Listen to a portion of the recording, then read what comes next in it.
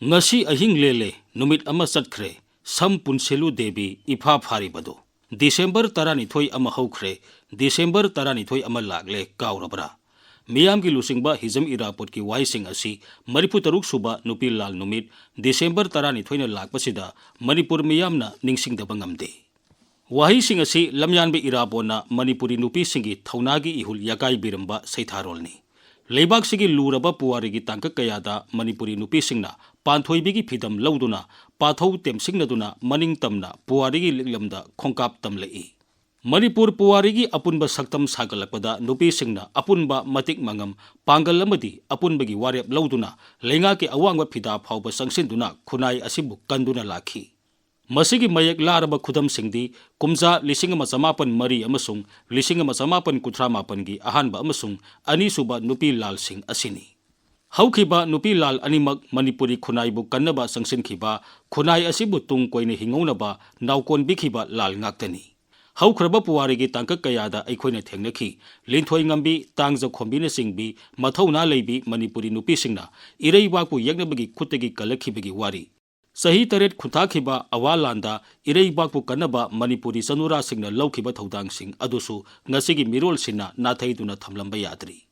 लिसिंग अमा सनिपान मरबुद्रा माथोइगी ब्रिटिश का थेंगनखिबा लानफमदा मणिपुरना माइथीदुना British protectorate ओइना लेखिबा सही 18 मपुंग फाद्रिङै लिसिंग अमा समापन Subna मरीदा captain नाताल अमसुंग assistant political agent दललोप की बंगलो मई साखिबदु इम्फाल की नुपासिंगना कबो तंपाक्तगी उ यालुरगा अमुक हना सागदबनी हाइना याथंग थोखी मधुदा खोइसाउना हलबा मणिपुरी नुपी सिंग हौरक्तुना नुपा सिंगबु साहेब की बंगलो सानखिदे याथंग अदु सनहनखिदे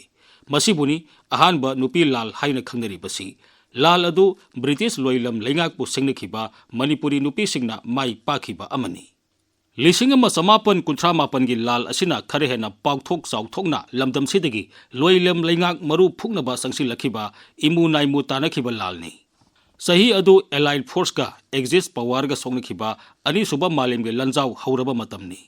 एक्सिस पावर द यावरिबा जापान के लानमिसिंगना खा नोंपोक एशिया रोमदगी तक्सिलकपा अदु थिंगनबा एलाइड फोर्स द यावरिबा ब्रिटिशना मखोइगी लानमिसिंग शिलोंग कोहिमा अमदी असम की मफम कयादा थमलम्मी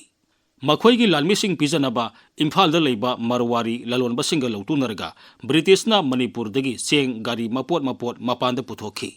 लौ उदुना हिंगबा लेबाकता लौरोक पंथा पोइनु मक्तदा मपानदा थादोकपा हेनमनखिबना ख्वाइरंबन कैथेलदा सेंग वानबा फंगलक्तरबदा कैथेल नुपी सिंगना हौरक्तुना अनीसुबा नुपी लाल थोखिबनी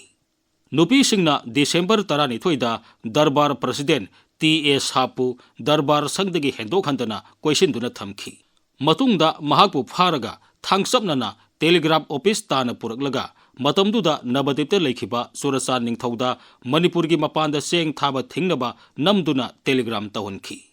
टी.एस. हापु कनबा लाखिबा असम राइफल्स के सिपाहीसिंग अदुना इमा सिंग अदुदा संगिन थिनबदगी इमा कयागी हक्सांगदगी अंगांगबा इखेंग सिंथखि इमा कया अमबुना इंखरबा पोइनु था अदुदा मिनुंगसि लेतना पुखरीद लंगथबिखि ख्वाइरंबन कैथेल सही अमगा था अहुमलोम खुंताक लानसिखि नुपी लालगी वाथोक्ता निखिल मणिपुरी महासभा अनि थोकना सिंखाइखि हिजम इराबोना लुसिंगबा नाकल अमना नुपी लालदी लेबाकी वाथोकनी हाइदुना सौगलई मपानदा सेंग थादोकपा थिंखरबसु नुपी सिंगी इहेवदु मखा तारकपददी लोइलम लेंगाकपा ब्रिटिशपु मणिपुरदगी तांथोखिनबा लेंगाकलोनगी इहो वंथोरकी अमदी इहो अदुबु हिजम इराबोना लमजिंगलखि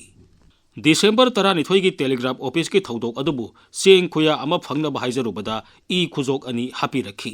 ईगी लमन सिंगनी हाइना या स्कूल पुलिस लैंड पांगथोकपा मियामगी मिफमदा वा nganglubagidamag इराबोटपु फादुना सिलेट जेल थमखि महाकपु मतम सांगना मणिपुरदा संगलकपा याहनखिदे इरैबाकपु कन्नबा सोंथोरखिबा नुपी लालगी लुसिंगबी मापन जून 13 लिसिंग मसमापन निफुदा मणिपुरी मसाना नमना यावबा दरबारना लालौबनी हाइदुना जेल थमजिनखि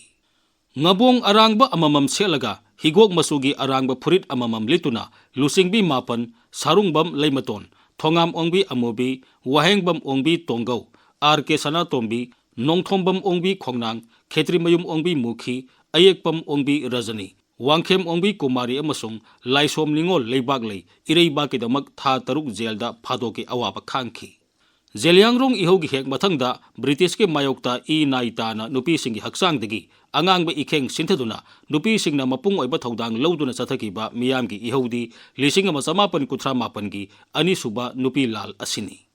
ꯃꯥꯂꯦꯝꯒꯤ ꯃꯐꯝ ꯑꯇꯩꯗ ꯊꯣꯛꯈꯤꯕ ꯅꯨꯄꯤꯁꯤꯡꯒꯤ ꯏꯍꯧ ꯑꯌꯥꯝꯕ ꯈꯨꯟꯅꯥꯏꯒꯤ ꯑꯃꯣꯠꯄ ꯆꯠꯅꯕꯤꯁꯤꯡ ꯃꯨꯠꯊꯠꯅꯕ, ꯃꯈꯣꯏꯒꯤ ꯄꯣꯂꯤꯇꯤꯀꯦꯜ ꯔꯥꯏꯠ ꯐꯪꯅꯕ, ꯁꯣꯊꯍꯧꯔꯕ ꯅꯨꯄꯤꯁꯤꯡꯒꯤ ꯐꯤꯕꯝ ꯐꯒꯠꯍꯟꯅꯕ ꯑꯣꯏꯅ ꯇꯧꯏ꯫ ꯑꯗꯨꯕꯨ ꯑꯅꯤꯁꯨꯕ ꯅꯨꯄꯤ ꯂꯥꯜ ꯑꯁꯤꯗꯤ ꯃꯥꯂꯦꯝꯒꯤ ꯃꯐꯝ ꯑꯇꯩꯗ ꯊꯣꯛꯈꯤꯕ ꯅꯨꯄꯤꯒꯤ ꯏꯍꯧꯁꯤꯡ ꯑꯗꯨꯒ ꯄꯨꯡꯈꯦꯟ ꯈꯦꯟꯅꯕ ꯃꯑꯣꯡꯗ ꯅꯨꯄꯤꯁꯤꯡꯒꯤꯇ ꯅꯠꯇꯅ ꯃꯅꯤꯄꯨꯔ ꯃꯤꯌꯥꯝꯒꯤ ꯁꯦꯟꯃꯤꯠꯂꯣꯟ, ꯂꯩꯉꯥꯛꯂꯣꯟ, ꯈꯨꯟꯅꯥꯏꯂꯣꯟꯒꯤ ꯐꯤꯕꯝ ꯐꯒꯠꯅꯕ ꯊꯧꯁꯤꯜ ꯍꯣꯡꯗꯣꯛꯅꯕ ꯍꯣꯠꯅꯕꯗ ꯅꯠꯇꯅ ꯕ꯭ꯔꯤꯇꯤꯁꯄꯨ ꯃꯇꯝ ꯆꯨꯞꯄꯒꯤ ꯑꯣꯏꯅ ꯃꯅꯤꯄꯨꯔꯗꯒꯤ ꯇꯥꯟꯊꯣꯛꯇꯨꯅ ꯂꯩꯕꯥꯛ ꯑꯁꯤꯕꯨ ꯅꯤꯡꯇꯝꯍꯟꯅꯕ ꯏꯍꯧꯅꯤ꯫ ꯕ꯭ꯔꯤꯇꯤꯁ ꯂꯣꯏꯂꯝ, ꯃꯌꯥꯡ ꯂꯂꯣꯟꯕꯁꯤꯡ, ꯅꯤꯡꯊꯧ, ꯗꯔꯕꯥꯔꯒꯤ ꯂꯩꯉꯥꯛꯀ ꯃꯅꯤꯄꯨꯔꯒꯤ ꯃꯔꯝꯗꯝꯕꯨ ꯅꯤꯡꯖꯕ ꯃꯕꯨꯛ ꯊꯟꯗ꯭ꯔꯕ ꯃꯤꯌꯥꯝꯒꯤ ꯄꯥꯡꯒꯜꯒ ꯆꯤꯡꯈꯥꯏꯅꯔꯛꯄ ꯃꯇꯝꯗ ꯃꯅꯤꯄꯨꯔꯤ ꯅꯨꯄꯤꯁꯤꯡꯅ ꯃꯤꯌꯥꯝꯒꯤ ꯄꯨꯟꯁꯤ, ꯑꯣꯏꯖꯕ ꯀꯌꯥ ꯀꯠꯊꯣꯛꯇꯨꯅ ꯃꯥꯏ ꯄꯥꯛꯂꯛꯈꯤꯕ ꯑꯗꯨꯕꯨ ꯅꯨꯄꯤ ꯂꯥꯜ 1938ꯅ ꯄꯨꯋꯥꯔꯤꯒꯤ ꯂꯣꯟꯗ ꯃꯔꯤꯛ ꯆꯨꯝꯅ ꯐꯣꯡꯗꯣꯛꯏ꯫ ꯏꯃꯥ ꯏꯕꯦꯟꯅ ꯃꯍꯨꯠ ꯁꯤꯜꯂꯤꯕ ꯂꯥꯏꯔꯕ ꯃꯤꯆꯝꯅ ꯃꯤꯌꯥꯝꯒꯤ ꯑꯣꯏꯕ ꯐꯨꯔꯨꯞꯀꯤ, ꯁꯦꯜ ꯊꯨꯝ, ꯆꯤꯟꯖꯥꯛꯀꯤ ꯑꯋꯥꯕꯒꯤ ꯋꯥꯍꯪꯒ ꯃꯤꯔꯩꯕꯥꯛꯀꯤ, ꯅꯤꯡꯊꯧꯒꯤ, ꯗꯔꯕꯥꯔ ꯑꯃꯗꯤ ꯃꯌꯥꯡ ꯁꯦꯟꯖꯥꯎ ꯄꯥꯏꯕꯒꯤ ꯂꯣꯏꯂꯝ ꯄꯊꯥꯞꯀꯤ ꯉꯛꯆꯥꯎ ꯊꯦꯛꯄꯒ ꯎꯪꯈꯠꯅꯔꯛꯄ ꯍꯥꯏꯕꯁꯤꯅ ꯃꯅꯨꯡꯒꯤ ꯑꯣꯏꯕ ꯄꯨꯋꯥꯔꯤꯒꯤ ꯊꯧꯗꯣꯛꯅꯤ꯫ ꯅꯨꯄꯤ ꯂꯥꯜꯗ ꯃꯅꯤꯄꯨꯔꯤ ꯅꯨꯄꯤꯅ ꯄꯨꯟꯁꯤꯒꯤ ꯃꯃꯜ ꯄꯤꯔꯗꯨꯅ ꯃꯥꯏ ꯄꯥꯛꯂꯛꯏ꯫ ꯄꯨꯋꯥꯔꯤꯒꯤ ꯂꯣꯟ ꯑꯁꯤꯕꯨ ꯊꯦꯡꯈꯥꯡ ꯀꯌꯥꯗ ꯑꯅꯧꯕ ꯃꯤꯔꯣꯜꯅ ꯍꯥꯏꯕ ꯊꯣꯛꯅꯕ ꯍꯣꯠꯅꯔꯤ꯫ ꯃꯅꯤꯄꯨꯔꯒꯤ ꯑꯅꯧꯕ ꯄꯨꯋꯥꯔꯤ ꯁꯦꯝꯅꯕ ꯈꯣꯡꯊꯥꯡ ꯀꯌꯥꯗ ꯑꯆꯧꯕ ꯈꯣꯡꯀꯥꯞ ꯑꯣꯏꯗꯨꯅ ꯂꯥꯛꯏ꯫